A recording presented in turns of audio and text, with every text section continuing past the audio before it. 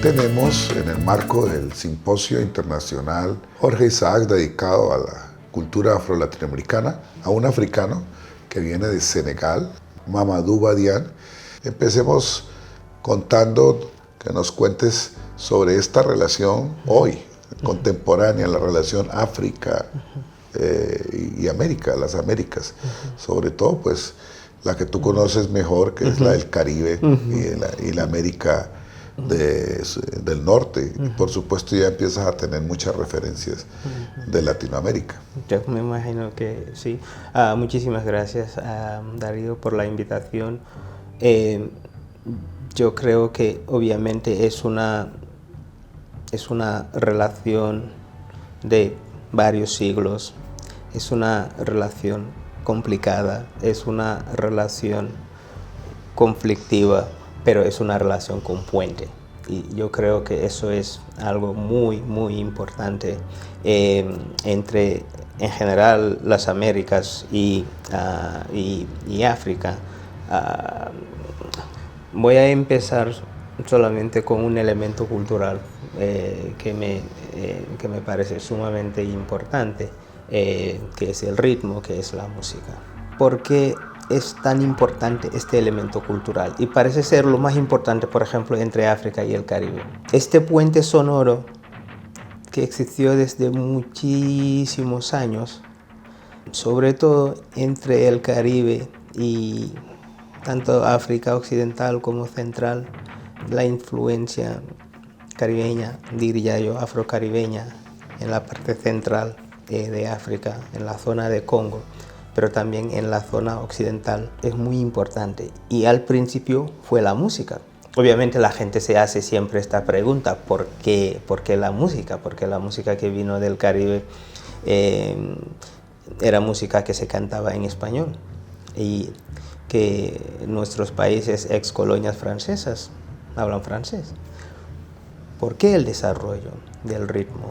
Yo creo que hay varias posturas sobre esto, pero con toda la relación histórica, la esclavitud y todo esto que pasó, tuvo lugar, muchos de aquellos jóvenes africanos se reconocieron en el ritmo, reconocieron algo. Por ejemplo, le pones una canción de salsa o una de rumba o rumba clásica y la gente va a poder bailar este ritmo porque reconocen algo en este ritmo. Y yo creo que este viaje al revés de los sonidos es sumamente importante y que ayudó bastante a desarrollar las relaciones entre la parte occidental o central de África y, por ejemplo, el Caribe.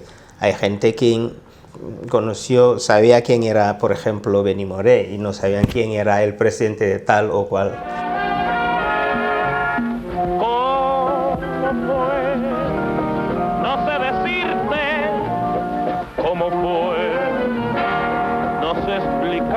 ¿Qué pasó?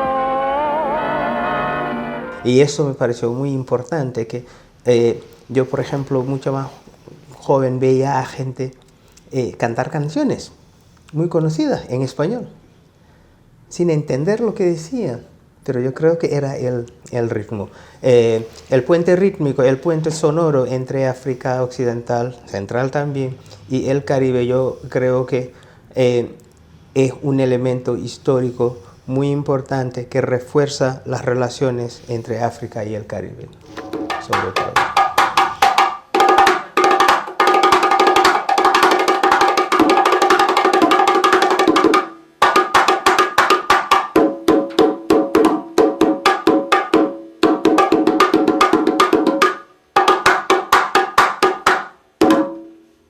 Toda nuestra generación solía también escuchar música.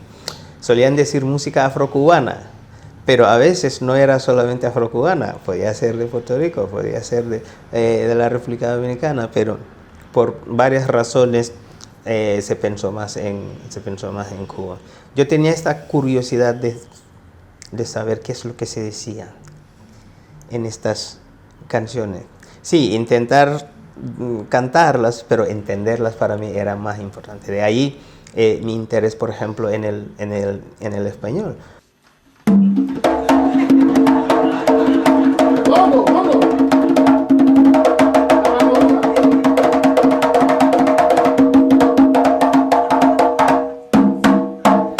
algo muy interesante en Senegal, por ejemplo, es que la segunda lengua que se enseña es el español, después del francés. Esto que mucha gente no sabe.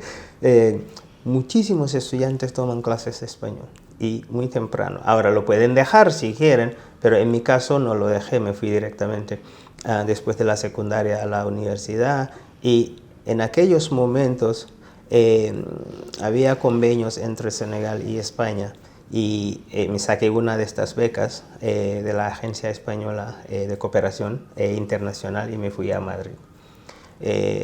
Por 2 años estuve en contacto con varios estudiantes que venían de Estados Unidos, y uno me dijo: Mamadou, tú deberías de irte a Estados Unidos. ¿Ah, sí? Y yo me dije: ¿qué es esto? Me dijo que sí, yo creo que deberías de irte a Estados Unidos. Ahí empecé los trámites y llegué a Estados Unidos. Empecé los estudios con Hunter College, que está en el centro de la ciudad. Allí terminé la licenciatura y después me fui un poco más al norte, en el Midwest, en Iowa, para terminar el máster y el doctorado. Justo cuando terminé el doctorado, en el 2006, me ofrecieron trabajo en la Universidad de Missouri. Y desde agosto del 2006 estoy en Missouri. Y donde después de la permanencia que dura 5 años, o la plaza, como se dice, me quedé allí trabajando hasta dirigir en un momento dado el departamento y ahora el instituto, porque tenemos un instituto de estudios afro muy importante que llaman la Afro-Romance Institute, que estoy dirigiendo ahora. En esos procesos que se han iniciado ya hace varias décadas de empezar a profundizar en el diálogo de países africanos, especialmente el tuyo, los de África Occidental, de donde partió la diáspora africana, fundamentalmente. Y la pregunta que te quiero hacer es ¿cómo ves tú, digamos, una novela como Chango el Gran Putas de Zapato Olivella para los lectores africanos, la recepción que puede haber tenido ahora, etcétera, que nos digas algo al respecto? Muy buena pregunta. Nosotros, bueno, además, a pesar de todas las críticas que se han hecho sobre el presidente de Senegal de aquel entonces, Léopold Sédar Senghor, era un hombre de letras. Y él, en su filosofía de la negritud, había que hacer todo lo posible para juntar a todo este mundo, por ejemplo, en un lugar. Obviamente llegaron a muchísimos intelectuales de América Latina, del Caribe, a Senegal.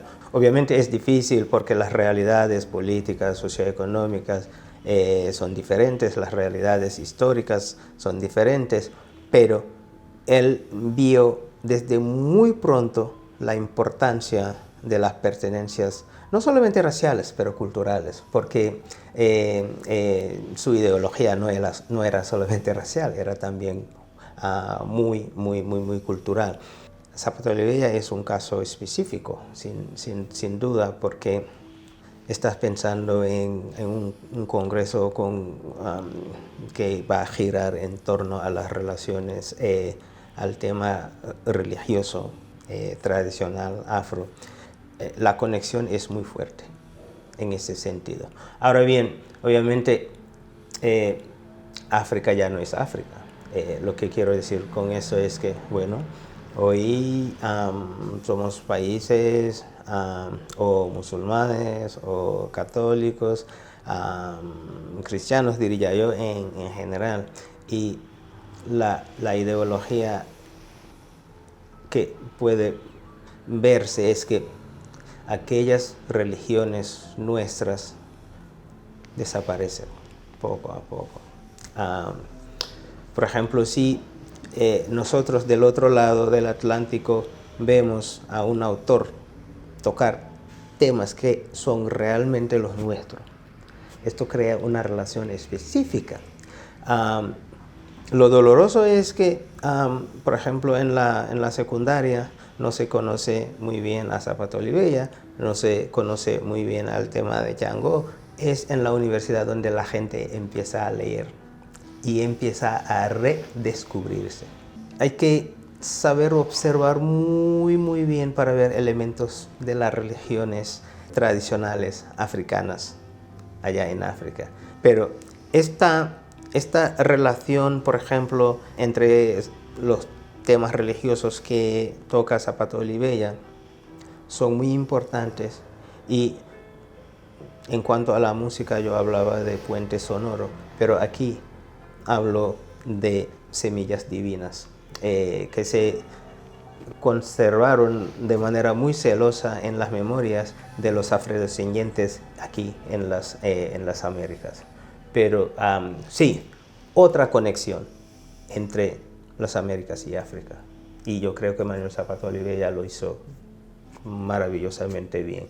He leído cuando él habló de su viaje a Senegal, hasta el sur de Senegal, que es la parte más tradicional, donde todavía ves manifestaciones religiosas típicamente africanas, y no solamente la iglesia o la mezquita. Bueno, para que vamos redondeando esta entrevista a Mamadou, bueno, has estado aquí en el simposio Jorge Isaac dedicado a Afro-Latinoamérica, a su cultura, sus tradiciones, su literatura. Bueno, has compartido con nuestra gente aquí en Cali, y quisiera que nos dejaras como tus impresiones de lo que has vivido aquí entre nosotros. Hay unas presentaciones que me llamaron muchísimo la atención, otras que me hicieron pensar en otros temas. La relación es más estrecha de lo que se piensa. Y eso es muy interesante muchísimas veces.